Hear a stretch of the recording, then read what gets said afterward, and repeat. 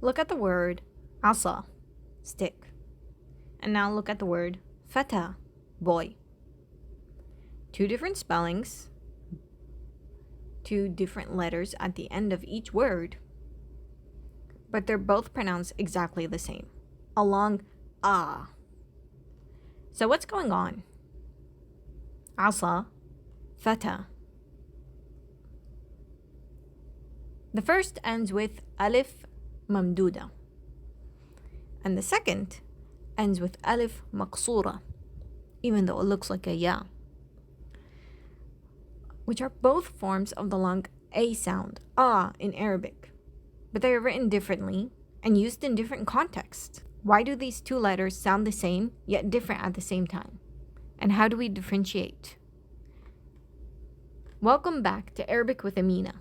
Today, we're going to finally make this super confusing rule incredibly easy. By the end of this lesson, you'll know exactly when to use Alif Mamdooda or Alif Maqsoora. No guessing anymore. Before we get into the rules for nouns, verbs, and particles, let's ground ourselves with a few basics. This letter in yellow is Alif Mamdooda, and in blue is Alif Maqsoora. Even though it looks like the letter ya, it's called Alif because it is not pronounced like the letter ya. It's pronounced like Alif. Ah.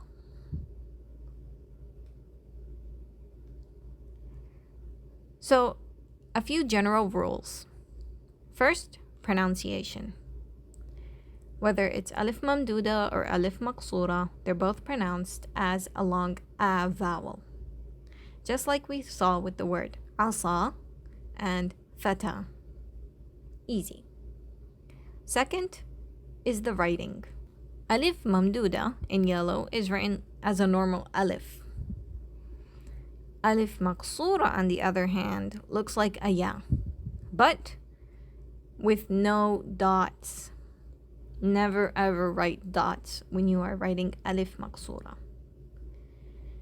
Sometimes you will see a tiny dagger alif floating above it, which is cute, but can be confusing. This is just a little hint that this is Alif Maqsoora and not the letter ya. One important note is that you will never see a hamza on top of the Alif Mamdooda. Never. Third, the letter before either Alif Maqsoora or Alif Mamdooda will always have a fatha. So, going back to our original words, asa, stick, you can see the letter before last has a fatha. And fata, boy, the letter before last has a fatha.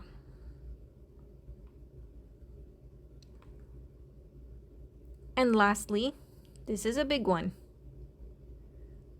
Alif Maqsoora only appears at the end of words. You can find alif in the beginning, middle, and end of words, but Alif Maqsoora, the one that looks like the ya, will only be at the end of words. If it's in the beginning, if it's in the middle, it's not Alif Maqsoora, it is most likely the letter ya.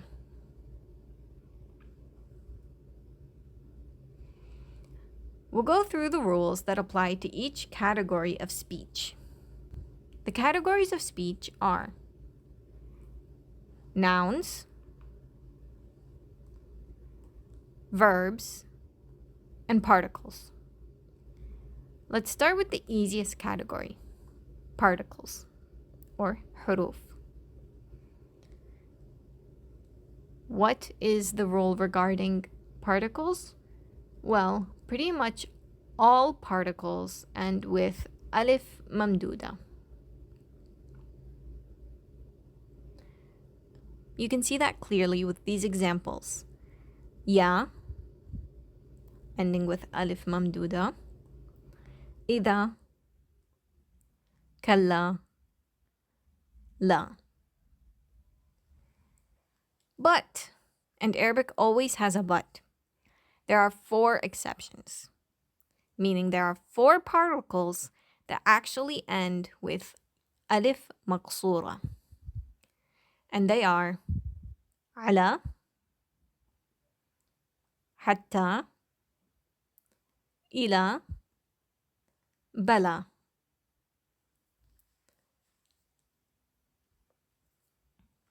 You can check out my prepositions video if you want more about what these particles mean. But you can just memorize these 4 ending with Alif Maqsoora and you're good. And that's it for particles. Pretty easy. Now let's move on to nouns. Here is where people get confused, but we're going to keep it super simple. Our first rule are non-Arabic nouns. That means if a noun is foreign and ends with a long a, that means it's ending with Alif Mamdooda, always. No exceptions to this one. Think of words like America, America, Canada, Britannia. These are foreign words. They did not originate in Arabic. They are borrowed into Arabic. And for that reason, they all end with Alif Mamdooda.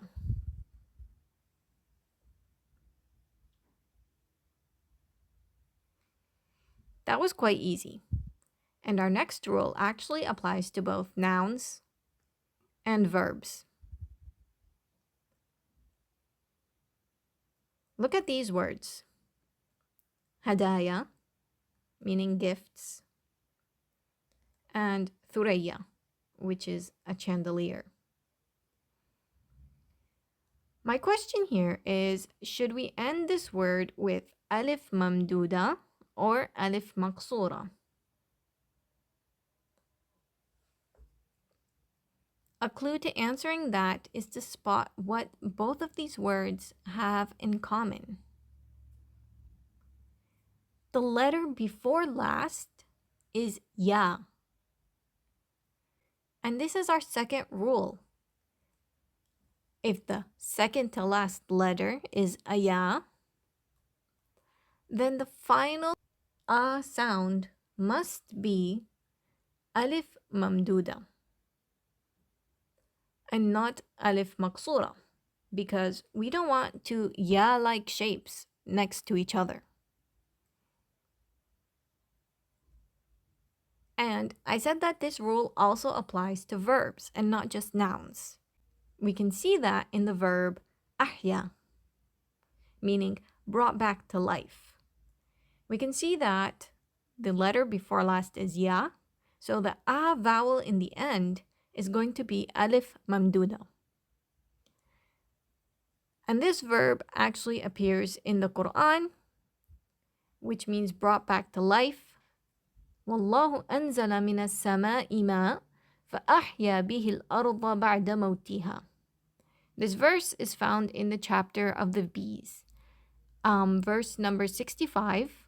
And its translation is, and Allah has sent down rain from the sky and given life thereby to the earth after its lifelessness.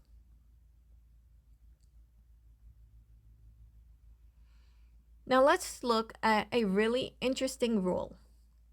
Counting letters. Take the noun mustashfa, hospital.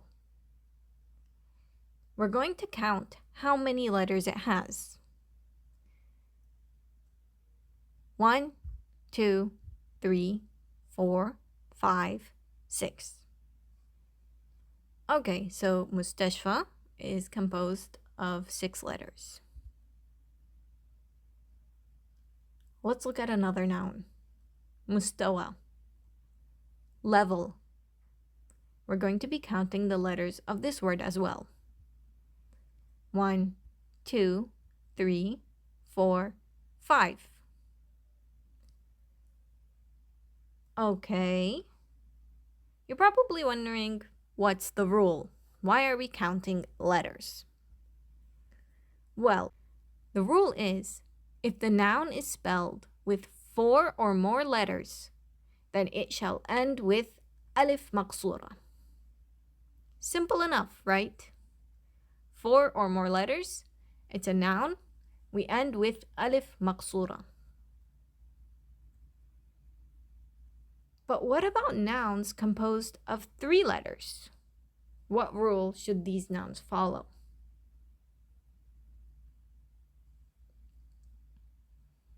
Here's where Arabic gets a little tricky.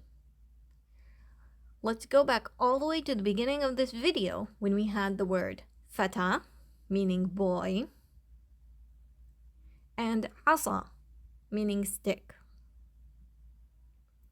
Both of these nouns have 3 letters, but they're different. One is ending with Alif Maqsoora and one with Alif Mamdooda. Why? The secret is to look at the dual form. In Arabic, plurals means 3 or more because we have a dual form, which means 2. How do we say 2 boys in Arabic? We would say fatayan. And how would we say 2 sticks in Arabic? Asawan.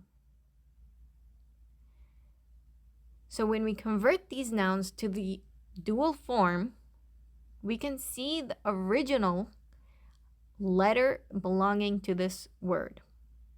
For the word boy, fata, fatayan, it turned into the letter ya. The alif nun at the end is the dual form. And the first 3 letters are a part of the word of the noun. And we see that it turned to a ya. So if the dual form original letter is ya, when it is singular, we're going to be using the Alif Maqsoora. If we look at the word asa, stick, 2 sticks, asawan.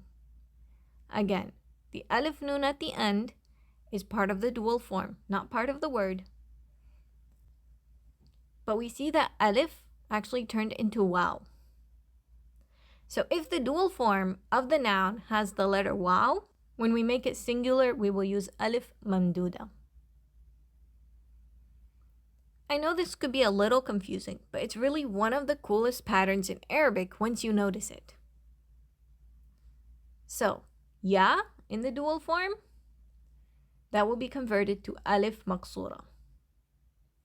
Waw in the dual form, converted to Alif Mamdooda.